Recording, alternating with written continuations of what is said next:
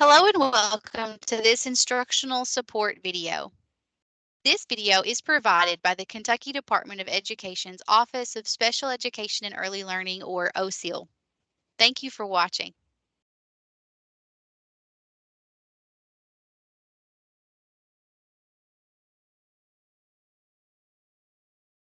We hope that you find this resource helpful as you work to improve outcomes for each of your students with individual education programs, or IEPs. During this video, you will be hearing from two team members in the Kentucky Department of Education, Office of Special Education and Early Learning. I'm Natasha Menifee. And I'm Shasta Hensley.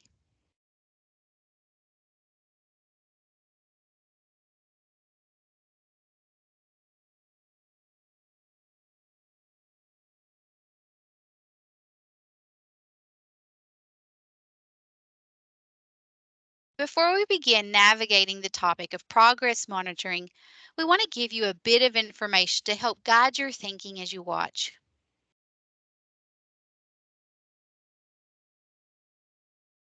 First, it is important to note that this instructional video is a companion resource to the Collecting, Analyzing, and Utilizing Progress Monitoring Data for Students with Individual Education Programs document that was released in February of 2022. This two-page resource can be viewed and downloaded on the OSEAL's Exceptional Children's webpage. You can also click the link in the PDF that goes along with this video. We would also like to offer some ways that you might use this resource. You can watch this video during one session or break it up into segments. You can watch and discuss this video and its companion resources as part of a professional learning community, or PLC. You can also watch and discuss with a mentor, a peer, or a colleague. And of course, you can even watch and reflect independently on your own.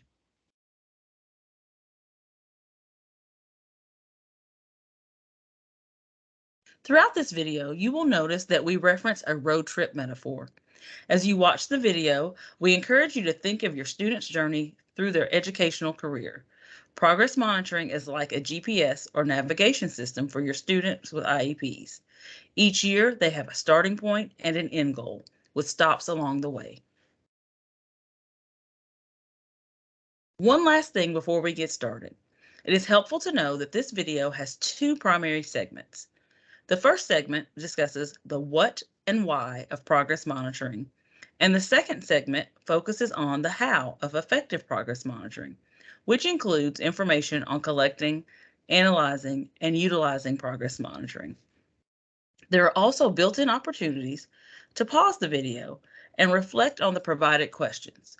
We encourage you to reflect and discuss these questions with your team or a colleague, as this will increase your learning.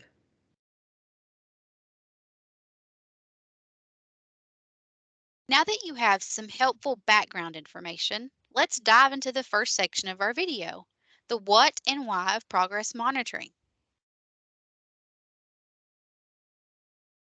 So exactly what is progress monitoring? In a nutshell, progress monitoring is the ongoing process of collecting, analyzing, and using student data.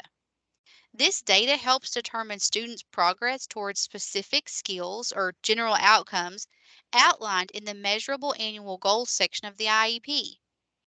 The Admission and Release Committee, or ARC, school and district must regularly utilize progress monitoring data to make instructional programming decisions on behalf of a student. Both the Code of Federal Regulations, or CFRs, and the Kentucky Administrative Regulations, or KARs, on special education programs cover requirements for the use of progress monitoring data relating to students with disabilities who have IEPs. We encourage you to look at those regulatory citations noted on your screen for greater depth and detail on this topic.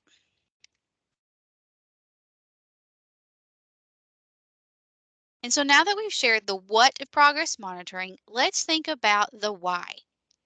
This graphic outlines 5 reasons why progress monitoring is so important for our students. First, progress monitoring informs teacher decision making. Second, it informs ARC programmatic and placement decision making. Third, progress monitoring provides data for the path. Fourth, it encourages the student engagement in their own learning and development of goals. And fifth, progress monitoring involves families in their students' education and progress.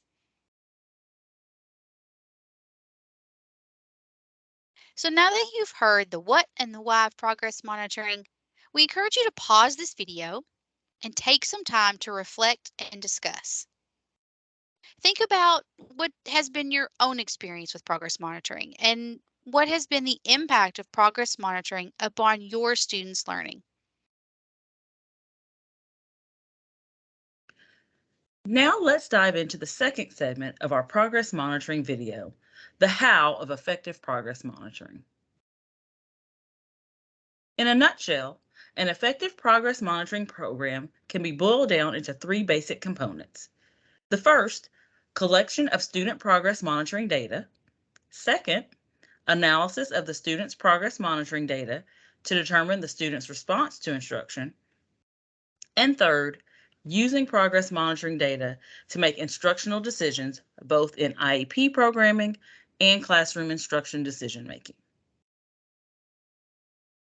This next section will explain further about the significance of using sound practices when gathering student progress monitoring data, including topics such as its integral relationship to the development of an appropriate present level section within a student's IEP, and the importance of consistency and fidelity when collecting student progress monitoring data. Thinking about progress monitoring data in terms of being like a GPS system in your car or vehicle, in our instruction, we are taking our students on a journey with a home base and with a targeted destination. We begin by looking at the statement of present levels. The present levels identify skills the student already possesses and functions as a starting point for IEP implementation. We need to meet our students with where they are in our programming, so baseline progress monitoring data serves as our home base, and we begin our journey with the student there. Once we have our home established and described in the IEP, we determine where we want to go with our student. So where do you want them to end up, and how fast do we want to get there? Once we know the answers to these questions, we develop the student's annual IEP goals. The student's annual goals represent the destination, where we want them to end up with our student throughout their educational programming. Once we identify where the student is starting and where the student is expected to end up, we can estimate when to assess the student at regular checkpoints to determine how effectively and quickly the student is moving toward their destination.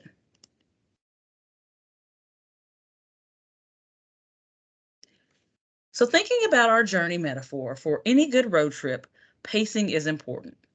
We want to keep a steady, consistent pace between each check-in or stop. This is also important when progress monitoring.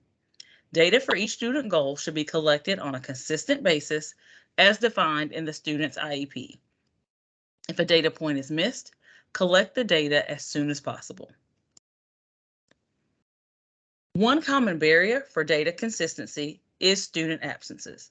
However, it is important to remember that if data for a specific goal is usually collected weekly, but the student is absent on the typical collection day, that data should still be collected when the student returns to school.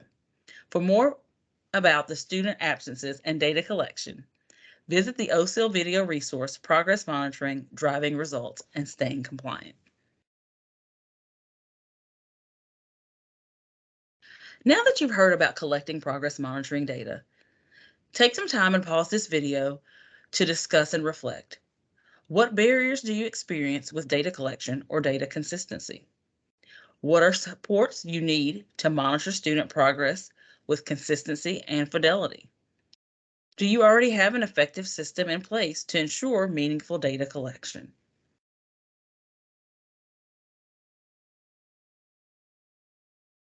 In this next section, we will talk about the importance of analyzing student progress monitoring data to determine trends in the student's response and direction once supports, specially designed instruction, and supplementary aids and services are provided.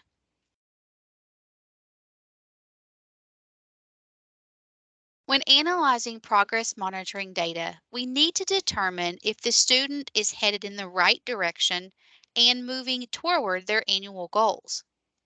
We need to know whether what we're doing for the student is working or not working. By closely looking at the student's progress monitoring data across time, we can notice patterns in their response to instruction, helping us make informed decisions about any changes or adjustments to the student's educational programming that might be needed. Thinking back to our journey metaphor, there are some questions we might ask ourselves about their trip from present levels to annual goals. Questions like, is this student on track to meet their annual goals? Are we making good time? Do we need to take a new road? Do we need to adjust the route? Do we need more fuel or fewer brakes?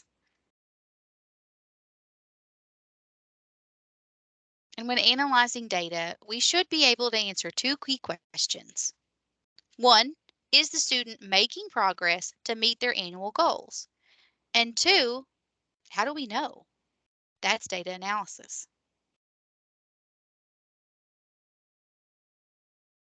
By closely reviewing the collected baseline data on the student's performance before implementing interventions and comparing it with the annual IEP information, the student's teachers and ARC can calculate the rate of progress which would be appropriate to expect towards annual goals. We measure the student's expected rate of progress according to the goal criterion as presented in the student's annual IEP goals. Additionally, by carefully comparing the gathered students' progress monitoring data with the expected rate of student progress and baseline data, allows practitioners to determine whether the SDI is in the student's IEP is positively impacting the student's progress toward their annual measurable goals and in the general education curriculum. So now that you've heard about analyzing data, we encourage you to pause this video once more and take some time to discuss or reflect. How often do you analyze your students' data? What are your practices for reviewing and looking closely or analyzing your data? How do you recognize trends? So once we have carefully and closely reviewed and analyzed the students' progress monitoring data to determine how they are heading toward our destination, we must then use this data to make appropriate educational decisions pertaining to the student's program. Is what we are implementing working with the student? If so, we want to continue along that route. If not, what adjustments and changes should we consider? The next section of our presentation will address this component of progress monitoring. We should use the students' progress monitoring data in everyday instructional decision making to continuously evaluate student learning and monitor the effectiveness of instruction. We need to use the data to decide whether we need to make changes while we are traveling with our student to the destination. Can we keep doing what we're doing as the student is headed in the right direction and making good time along the journey? Or do trends indicate that there are things not going according to plan and it will be appropriate to make some adjustments to our educational programming and SDI? Also, when making educational programming decisions, the ARC should use what they observe in the student's progress monitoring data to make appropriate programming changes to the student's IEP when staff or parents observe that the journey is not going according to plan. In terms of promoting positive student outcomes and strong relationships, it is important to share and discuss progress monitoring data with the student That can be a valuable tool to facilitate the student's involvement and buy-in as you make educational programming decisions for and with the student. Likewise, regularly sharing and discussing student progress monitoring data is a central focus in partnering with parents and families in their child's learning and educational programming. It is important to note that regulation requires that a student's IEP must include a statement of how parents will be regularly informed of their student's progress. A common scenario when utilizing progress monitoring data is understanding the relationship between specially designed instruction and the data. If routine analysis shows the student is making progress towards annual goals, then the special education teacher should continue implementing SDI as written in the IEP. If routine analysis shows the student is not making progress toward annual goals, then the special education teacher should adapt the SDI, the content, methodology, or delivery of instruction within the boundaries of the IEP. Remember, adapted SDI must be implemented as designed in the student's IEP and continually monitored for effectiveness. The ARC should review the progress monitoring data and adapted SDI at the student's next ARC meeting. If continued monitoring data analysis indicates that the student is still not making progress, the ARC should meet to review the student's progress monitoring data and change the SDI as needed. We hope that you now have a better understanding of the necessity of progress monitoring and why it's both essential and crucial for improving outcomes for our students with disabilities. If you would like to know more or if you feel like you need some more support, we have a couple places that you might want to go to. As you look at growing and refining your progress monitoring practices, we encourage you to seek support from your local district and school based team. You can also reach out to your regional special education cooperative, your regional training center, or even check out some of the related resources on the OSIL Instructional Resources webpage. And finally, we want to know, did you find this video helpful? Do you have suggestions on how to improve future instructional support videos? Your feedback is highly valued by the OSIL team. We encourage you to provide feedback by completing our short survey. You can either copy the link into your browser or scan the QR code. If you have any additional questions, we encourage you to reach out to someone from the OSIL team or visit the Special Education Services webpage for additional resources.